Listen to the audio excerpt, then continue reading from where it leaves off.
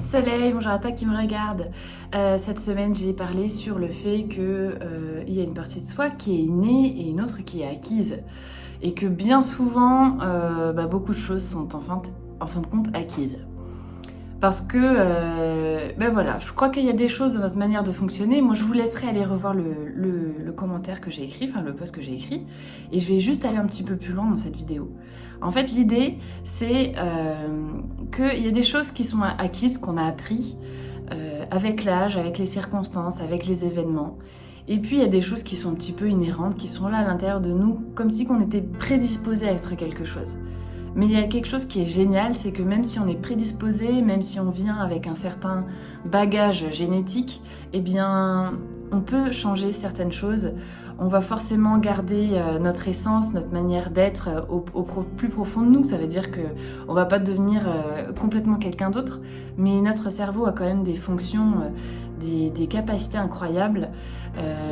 Il peut se régénérer, apprendre de nouvelles choses et puis même changer des comportements, des attitudes qu'il a depuis toujours. Mais l'idée que je veux vraiment t'apporter, c'est que, je pense qu'il est important de faire attention à nos émotions et de bien les écouter, mais surtout de regarder un petit peu les émotions qu'on a le plus souvent. Parce que si on a une tendance à être tout le temps dans la colère, si on a une tendance à être tout le temps dans la tristesse, dans la dépression, eh bien ça peut nous imbiber, nous imprégner et devenir en quelque sorte notre caractère. Ça peut définir notre tempérament. Alors quand ça définit notre tempérament, notre caractère, eh bien quelque part notre personnalité, elle est changée et puis nos relations sont imprégnées de cette émotion. Tout ce qu'on pense, ce qu'on fait, c'est comme si cette émotion, plus on lui donne de la place à l'intérieur de nous, plus elle transpire à l'extérieur de nous. Et pas seulement dans notre visage, dans notre attitude, mais aussi dans notre manière de penser, dans nos choix musicaux, dans ce qui attire notre attention. Et c'est comme si cette émotion, elle venait prendre toute la place dans toute notre vie, dans nos relations, dans ce qui attire notre attention, dans notre travail, dans nos rêves.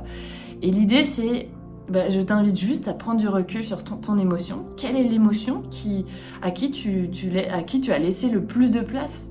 Quelle émotion qui est venue un petit peu imprégner ta vie, imprégner ta manière d'être, de réagir, de vivre tes relations et de vivre ta vie au quotidien ? Est-ce que cette émotion te convient ? Est-ce que tu as envie de laisser toute la place à cette émotion-là ? Ou est-ce qu'il y a une autre émotion qui te ferait du bien ?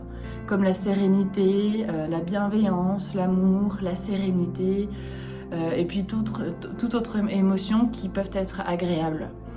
Donc oui, parfois il y a beaucoup de colère et si tu es avec une émotion qui te submerge, eh bien peut-être essaye d'aller chercher, déjà essaye de te dire il y a une émotion qui me submerge. Je crois que déjà ça c'est vraiment un grand pas parce que parfois les gens ne prennent pas le recul là-dessus.